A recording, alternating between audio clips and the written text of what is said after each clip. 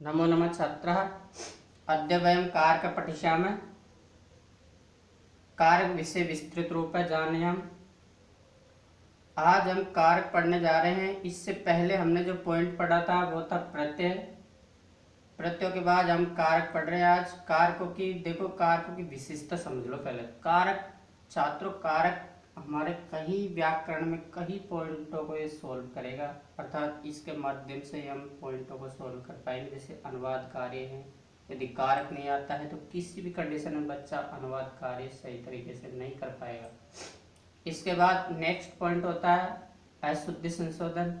यदि बच्चे को कारक नहीं आ रहे हैं तो किसी भी हालत में वो अनुवाद कार्य भी और अशुद्धि संशोधन भी दोनों ही पॉइंट किसी भी कंडीशन में वो सोल्व नहीं कर पाएगा, गलती करेगा कहीं। ज़्यादा कुछ भी कठिन नहीं है। बच्चे सोचते हैं बार बार कठिन है सर, कारक बहुत कठिन होते हैं। कुछ नहीं होता, आप मेहनत नहीं कर रहे हो। वहाँ क्या द्वितीया से लेकर के सप्तमी विभक्ति तक का जो सूत्र है, ज़्यादा ज़्यादा 30-35 सूत्र होंगे मुख्य। उनको हम याद नहीं कर सकते? ऐसा कुछ नहीं है, याद कर सकते हैं, लेकिन जब ललक होगी, क्योंकि हमें फ़ायदा भी जितना ही मिल रहा है, 3 पॉइंट क्लियर हो रहे हैं। और 3 पॉइंटों के अलावा जैसे 10th क्लास में यदि व्याकरण की बात करें तो जैसे चित्रवर्णन हुआ और रिक्त स्थान वाले हुए, जैसे वार्तालाप, कथाक्रम, ये सारे इन्हीं को समझ में ये समझाएंगे आपको। संस्कृत पढ़ना भी, संस्कृत का हिंदी अनुवाद करना भी, सारे कार्य सिखाएगा कारक। इसलिए कारकों को पढ़ते हैं और संस्कृत व्याख्या करते समय भी कारकों का प्रयोग करोगे आप, क्योंकि संस्कृत बनानी है वहाँ, वो भी अनुवाद ही है एक तरीके से। तो देखो कितने पॉइंट क्लियर होते हैं कारकों से। अब अपन शुरू करते हैं कारकों की परिभाषा वगैरह। और अभी तो मैं इनकी परिभाषा वगैरह पढ़ाता हूँ आपको शुरुआत में। कारक वर्ड, पहले तो कारक कभी, इससे कारकों से आपको प्रत्यय और याद करवा देता हूँ मैं। कारक, कारक की बात करें तो कारक शब्द का जो निर्माण है वो क्रिया धातु और नवल प्रत्यय से बनकर हुआ है कारक। कारक अकार है अंत में, देखो क्या दोनों निकल रहे, अक्की। देखो इसको विग्रह करेंगे तो क्या दोनों निकलेगी, का प्लस अक। अक मतलब जहां अंत में अक हो वहां नवल प्रत्यय होगा। जैसे नायक, दायक, गायक सब में नवल प्रत्यय हैं, तो कारक में भी क्या हुआ, नवल प्रत्यय हुआ। प्रत्यय कौन सा हुआ, नवल प्रत्यय। तो ध्यान रखना, नवल प्रत्यय की यदि परिभाषा और जानना चाहते हो तो नवल प्रत्यय में भू शेष रहता है। जैसे अपन ने तव्यत प्रत्यय पढ़ते थे, तव्यत में शेष क्या रहता था, तव्य। तो यहाँ भी नवल में ण और ल का लोप हो जाता है, भू शेष रहता है, भूभाग। अर्थात क्या भाग शेष रहता है, भूभाग। अब वो भाग का अकादेश हो जाता है, युवा ना को सूत्र से अकादेश हो जाता है, तब जाके कार प्लस अक बनेगा कारक। नवल में भू शेष रहता है, भू का युवा ना को सूत्र से अकादेश हो जाता है। जैसे अपन पढ़ते थे तल प्रत्यय पढ़ते थे, तल का ताब से आदेश हो जाता है। ठन पढ़ते हैं तो इक आदेश हो जाता है। तो वो सिस्टम है, नवलों का क्या आदेश हो जाता है, अक आदेश हो जाता है। इसलिए जितने भी अक वाले शब्द आएंगे अंत में वहाँ क्या होगा, नवल प्रत्यय होगा। ये तो था कारक वर्ड की परिभाषा, कारक वर्ड बना कैसे। इसके बाद कारकों की परिभाषा समझ लेते हैं। बस सब जानते हो, कई बार पढ़ा है आपने कि क्रियाजनकत्वम कारकम। क्रियाजनकत्वम कारकम, क्रिया के जनक को ही कारक कहते हैं, अर्थात क्रिया के जनक को कारक कहते हैं। ये नहीं समझ रहे हो, जनक क्या है भाई, निर्माण करता, अर्थात क्रिया जो होगी। अब मैं ये कह रहा हूँ, मान लो कोई करने वाला ही नहीं है तो काम होगा कैसे। जैसे पढ़ रहा है, अब पढ़ेगा कौन, कोई निश्चित होगा जो ही तो पढ़ेगा। तो कहने का मतलब क्रिया के जनक को, जो काम करेगा, जो पढ़ेगा, वही तो करता होगा, कारक हो गए। अब कोई क्रिया को करने वाला ही नहीं है कोई भी, तो कारक क्रिया होगी नहीं। क्रिया कब होगी, जब कोई करने वाला होगा, तभी तो क्रिया का जन्म होगा। इसलिए इसने कहा क्रिया जनक, क्रिया के जनक को कारक कहते हैं। ये नहीं दिए, देख लो, ये यानी जो क्रियाम संपादयति, ये क्रियाम संपादयति अथवा यस्य क्रियाया सह साक्षात संबंध भवति तमेव कारकम कथ्यते, तमेव कारकम कथ्यते। हिंदी अर्थ समझ लो ये, यानी जो क्रियायाम यानी क्रिया को संपादित करता है अर्थात पूरी करता है, जैसे पढ़ता है, सोता है, रोता है, हंसता है, दौड़ता है। तो कौन दौड़ता है कि जो जो क्रिया को संपादित करता है अर्थात पूर्ण करता है, अथवा यस्य यानी जिसका क्रिया सह क्रिया के साथ साक्षात संबंध होता है, सीधा संबंध रहेगा क्रिया के साथ होता है, बहुत यानी होता है, तमेव कारकम कथ्यते, उन्हें ही कारक कहते हैं, उसे ही कारक कहते हैं। कि जो क्रिया को संपादित करता है अथवा या जिसका क्रिया के साथ सीधा संबंध होता है उसे ही कारक कहते हैं। अब पॉइंट मैंने इसलिए लिया है कि क्रिया का संबंध होता है, तो फिर अब हमारे 7 कारक होना चाहिए, 6 कारक क्यों हैं, उस संबंध को बतलाना चाह रहा हूँ मैं आपको यहाँ, कि जिसका जो क्रिया को संपादित करता है या फिर जिसका क्रिया से साक्षात संबंध होता है या सीधा संबंध होता है जिससे क्रिया का, उसे कारक कहते हैं। देखो यह, तथा जिस विभक्ति का क्रिया से सीधा या परंपरा से संबंध नहीं होता है उसे कारक नहीं माना जाता है। अब भाई कारक किसे मानेंगे, जिसका क्रिया से कुछ न कुछ संबंध होगा, या तो किसी के द्वारा हो या किसी के कारण हो, किसी भी स्थिति में यदि क्रिया से संबंध है तो वो कारकों की गिनती मानते हैं। यदि क्रिया से संबंध ही नहीं है, फिजूल का वाक्य पड़ा हुआ है, तो वह कारक नहीं माना जाता है। देखिए वापस, तथा जिस विभक्ति का, विभक्तियां कितनी होती है संस्कृत में, 7 होती है, जो मैं बाद में बता दूंगा आपको। तथा जिस विभक्ति का क्रिया से सीधा या परंपरा से संबंध नहीं होता है उसे कारक नहीं माना जाता है। जैसे ये वाक्य देख लो, यहाँ समझ लो, हे बालका मुरली मनोहर से पुत्र, हे बालको मुरली मनोहर का पुत्र रघु स्वहस्तेन अपने हाथों से, ग्रहात यानी घर से, निर्धनभ्य यानी निर्धनों के लिए, ग्राम यानी गांव में, भोजनम ददाति भोजन देता है। अब देखो क्रिया एक है लेकिन कितनी विभक्तियों का प्रयोग हो गया। क्रिया तो केवल देना है, अब हमने ऊपर पढ़ा यार जिसका क्रिया से सीधा संबंध होता है वही कारक होता है। अब यह क्रिया ददाती है, देना क्रिया है, अब इससे किन किन विभक्तियों का संबंध होता है, अर्थात जिस विभक्ति का क्रिया से सीधा या परंपरा संबंध नहीं होता उसे कारक नहीं माना जाता है। तो कैसे नहीं माना जाता, सुनिए, हे बालका मुरली मनोहर का पुत्र रघु स्वहस्तेन अपने हाथ से घर से, निर्धनभ्य ने निर्धनों के लिए, ग्राम यानी गांव में, भोजनम ददाती भोजन देता है। तो देख क्रिया क्या हो रही है, देना। अब क्रिया को पकड़ते जाओ, पकड़ लो, क्रिया से बोलते जाओ, क्वेश्चन करते जाओ। देता, क्रिया क्या है, देना। तो देता क्या है, भोजन। कहाँ देता है, गांव में, तो सप्तमी का प्रयोग भी हो गया। भोजनम द्वितीय विभक्ति है तो द्वितीय का भी संबंध हुआ देने से। कहाँ देता है, गांव में देता है, तो सप्तमी का भी संबंध हो गया। किन के लिए देता है, निर्धनों के लिए देता है, तो इससे भी संबंध हो गया। कहाँ से निकाल के देता है, घर से। कहाँ से निकाल के देता है धन को, वो भोजनों को घर से। किससे देता है, हाथ से दे रहा है अपने से। कौन दे रहा है, रघु। कौन दे रहा है, रघु। हे बाल का यहाँ संबोधन करते हुए कहा गया, तो संबोधन विभक्ति प्रथमा है। ये तो समझ जाओगे आप। हे बाल का यानी संबोधन किसी बाल को कह रहा है कोई गुरु, कि हे बाल को मुरली मनोहर का पुत्र रघु अपने हाथ से घर से निर्धनों के लिए गांव में भोजन देता है। तो क्रिया एक है, देखो सभी विभक्ति आ गई इसमें, ददाती यानी देता है। क्या देता है, भोजन। द्वितीय का प्रयोग हो गया विभक्ति का, तो ये भी कारक में आ गए। कहाँ देता है, गांव में। सप्तमी में प्रयोग हो गया, ये भी कारकों में गिनती में आ गया। निर्धनभ्य किन के लिए देता है, निर्धनों के लिए। कहाँ से देता है, घर से निकाल कर। किससे देता है, हाथ से देता है, कोई सेवक से दिलाता है। किससे, तो हाथ से दे रहा है। कौन दे रहा है, रघु दे रहा है।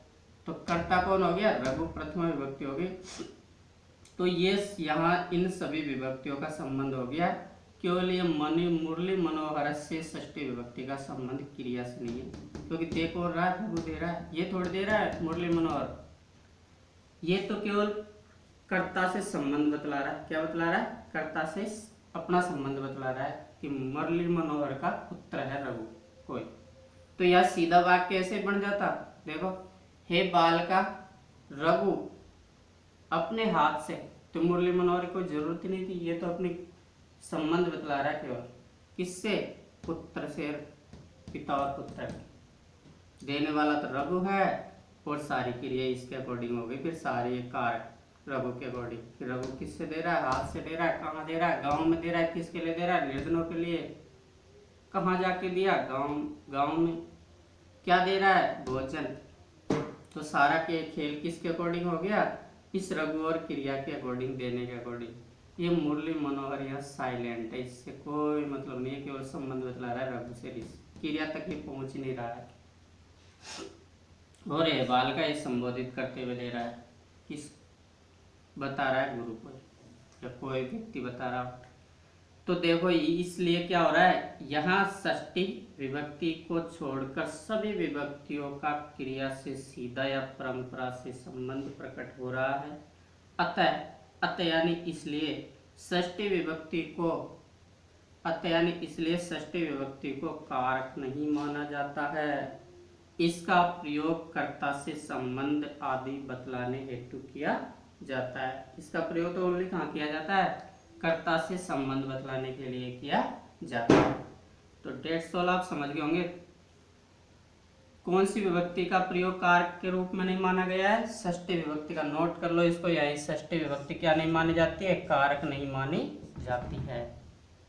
तो पहले तो कारक का वर्ड का संबंध समझा। क्रिया किसे कहते हैं? कि क्रियाजनक तो कारकम, अर्थात क्रिया के जनक को ही कारक कहते हैं, या क्रिया को जो संपादित करता है उसे ही कारक कहते हैं।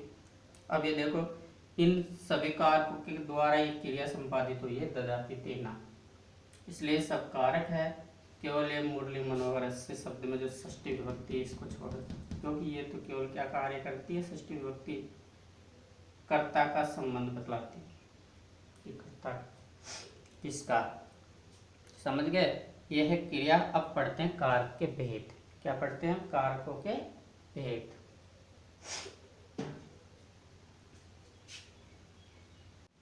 छात्रों, कारकस्य, इससे पहले हमने पढ़ा कि भाई कारक कौन सी विभक्ति को कारक नहीं माना जाता है। तो हमने निष्कर्ष निकाला कि वह छठी जो विभक्ति होती है उसे कारकों की गिनती में नहीं माना जाता है। क्यों? क्योंकि उसका क्रिया से सीधा संबंध नहीं होता है या पारंपरिक संबंध नहीं होता है, इसलिए उसे कारक नहीं माना जाता है। अब हम चर्चा करते कारक के भेदों पर, कारकों के भेदों पर। तो कारकस्य भेद है मुख्य रूपेण संस्कृते कारकस्य षड् भेदा भवन्ति। मुख्य रूप से संस्कृत में कारक के 6 भेद माने गए हैं। जैसे सूत्र है, आपने पढ़ा होगा कई बार, कर्ता कर्म च करणम संप्रदानम तथैव च अपादानादिकरणम इत्याहु कारकाणि षट्। कि कर्ता कर्म च करणम संप्रदानम तथैव च अपादानादिकरणम इत्याहु कारकाणि षट्। इस प्रकार कारक 6 होते हैं। किस प्रकार? जैसे पहला है कर्ता, दूसरा कर्म, तीसरा करण, चौथा संप्रदान, पांचवा है अपादान और छठा है अधिकरण। इसको अलग कर देंगे, अपादान प्लस अधिकरण मिलकर अपादान अधिकरण हो गया, दीर्घ संधि आदेश हो गए। इस प्रकार 6 कारक होते हैं। कितने कारक होते हैं? 6 कारक होते हैं। अब अर्थात संस्कृत में 6 कारक होते हैं, यथा जैसे कर्ता, कर्म, करण कारक, संप्रदान कारक, अपादान कारक और अधिकरण कारक। अब छात्रों बात आती है विभक्तियों को, तो याद रखना कारकों को विभक्तियां भी कहते हैं। कारकों को क्या कहते हैं? विभक्तियां भी कहते हैं। कर्ता का मतलब होगा तो प्रथमा विभक्ति, कर्म का मतलब होगा द्वितीय विभक्ति, कर्म से गिन लेना। कर्ता प्रथमा विभक्ति, अर्थात विभक्तियों को ही कारक कहते हैं या कारकों को ही विभक्तियां कहते हैं। क्योंकि कर्तुरित सिद्धतम कर्म, जैसे कर्ता में प्रथमा विभक्ति होती है, कर्म में द्वितीय, करण में तृतीय, संप्रदान में चतुर्थी, अपादान में पंचमी, अधिकरण में सप्तमी विभक्ति होती है। षष्ठी छठी विभक्ति को कारक नहीं माना जाता है, इसलिए उसका तो विभक्ति के रूप में ही प्रयोग होता है। अर्थात कर्ता से संबंध बताने के लिए उस किसी कर्ता में या किसी वाक्य शब्द में षष्ठी विभक्ति का प्रयोग कर देते हैं। तो विभक्ति संस्कृत में, अब विभक्तियों के बारे में चर्चा कर लेते हैं। विभक्तियां, संस्कृत में 7 विभक्तियां होती है। कितनी विभक्तियां होती है? 7 विभक्तियां होती है। हिंदी में कितनी होती है? 8 होती है। लेकिन संस्कृत में जो 8 विभक्ति होती है आपकी हिंदी की संबोधन, उसे प्रथमा मान लिया जाता है, इसलिए कितनी रह जाती है? 7 विभक्तियां ही रह जाती है। देखो, प्रथमा विभक्ति, द्वितीय, तृतीय, चतुर्थी, पंचमी, षष्ठी और सप्तमी। कितनी विभक्तियां हुई? 7 विभक्तियां हुई। तो यहाँ तक ओनली आपको एक चीज याद रखनी, 2 पॉइंट याद रखने। तो षष्ठी विभक्ति को कारक नहीं माना जाता है और कारकों को ही विभक्तियां कहते हैं। क्यों कहते हैं? क्योंकि जो विभक्तियों का हिंदी चिन्ह है, कारकों का जो हिंदी चिन्ह है, उस हिंदी चिन्ह के अकॉर्डिंग विभक्तियों का प्रयोग किया जाता है, इसलिए कारकों को ही विभक्तियां मानी जाती है। तो कितने कारक? 6 कारक। विभक्तियां कितनी? 7 विभक्तियां। 8वीं जो संबोधन विभक्ति, हिंदी की संबोधन जो विभक्ति मानी जाती है 8वीं, उसे प्रथमा विभक्ति मानते हैं, अर्थात कर्ता कारक मानते हैं। इस कारण से वह प्रथमा विभक्ति में आ जाती है। जैसे अभी हमने पढ़ा था हे बालका, तो संबोधन वाले जितने वर्ड होंगे, हे बालक, हे लता, हे रंभा, हे गुरु, हे छात्र, ये सब किसमें आ जाएगी? प्रथमा विभक्ति में आ जाती है, अर्थात कर्ता कारक में आ जाती है। इसलिए इन्हें क्या नहीं माना जाता। इसलिए संस्कृत में कितनी विभक्तियां रह जाती है? 7 विभक्तियां। ये 2 पॉइंट याद रखना, ज्यादा डीपली मत जाओ, ज्यादा दिमाग को जोर मत दो, बिंदास पढ़ो, अगले समझ में आने लग जाएंगे अभी धीरे धीरे।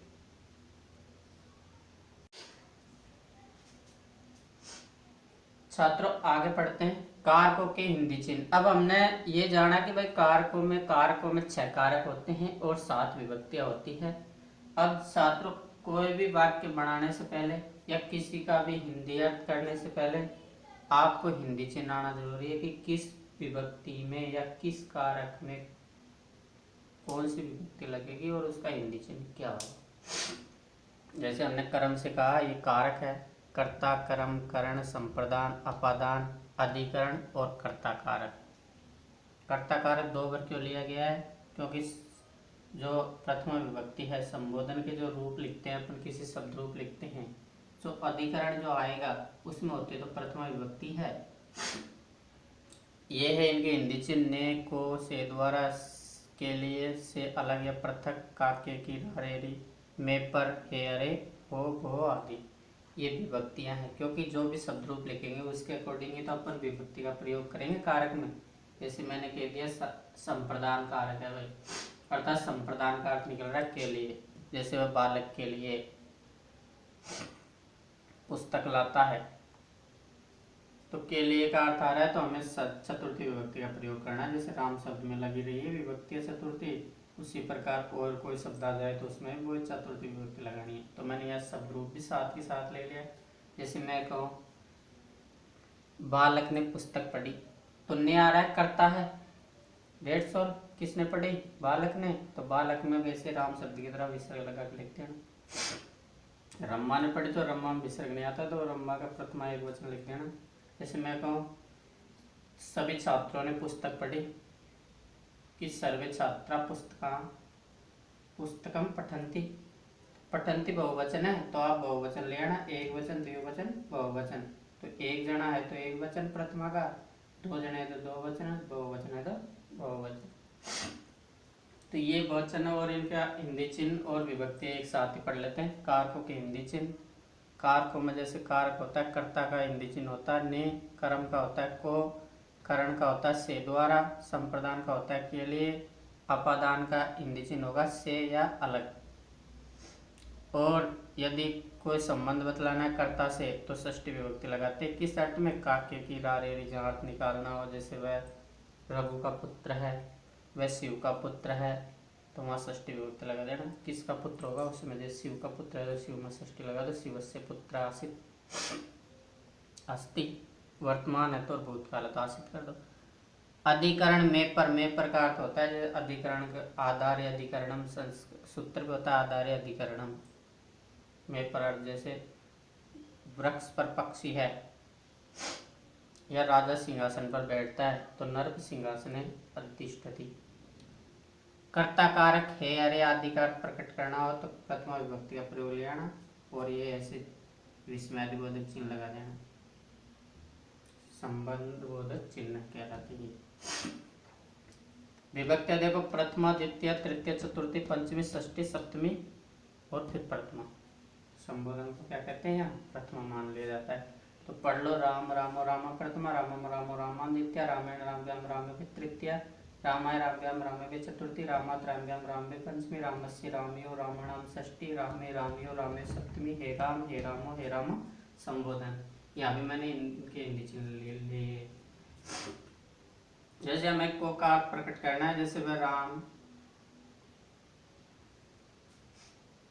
तो द्वितीय लगा दें को के अर्थ में, से द्वारा, जैसे राम के द्वारा या किसी बालक के द्वारा पुस्तक पढ़ी जाती है, तो तृतीय का प्रयोग कर देंगे, रामायण की तरह बाल के लिए क्या आता है, तो रामाय, बालकाय, शिवाय। पंचमी आय से अलग, रामा जैसे नगर से अलग के अर्थ मारा, वे नगर से आता है, तो स नगरात, उसी प्रकार रामात की तरह नगरात, रामस्य रामे, इनको नोट कर लेना। अब हम शुरुआत करते हैं कारकों की, मेन पॉइंट पर आते हैं कारक। ये तो आपको बाहरी ज्ञान था कि भाई हिंदी चिन्ह क्या होते हैं, कितने कारक होते हैं, कितनी विभक्तियाँ होती है, इनके हिंदी चिन्ह क्या है, ताकि हम अंदर जो वाक्य बनाएंगे कारकों में वो हिंदी चिन्हों के अकॉर्डिंग होगा। इसलिए आपको क्रम से हिंदी चिन्ह याद होने चाहिए। ये कर्ता ने क्रम को करने से दौड़ संप्रदान के लिए पादान से अलग संबंध का किया अधिकरण में पर, संबोधन है अरे आदि। और विभक्तियाँ याद कर लेना, क्रम से पहले से याद होगी। और वचन, संस्कृत में 3 वचन होते हैं, इन वचनों को कर्ता कारक में सारी चीजें पढ़ लेंगे, वचन कितने होते हैं, लिंग कितने होते हैं, समझ गए, पुल्लिंग स्त्रीलिंग कितने होते हैं, परिमाण आदि, प्रातिपदिकार्थ, लिंग, परिमाण, वचन, मात्र, प्रथमा, एक सूत्र में सारा हो जाएगा। तो हम इसको कल पढ़ेंगे। अभी वीडियो थोड़ा बड़ा हो जाता है, इसलिए शॉर्ट चीज़ें पढ़ानी पड़ती है।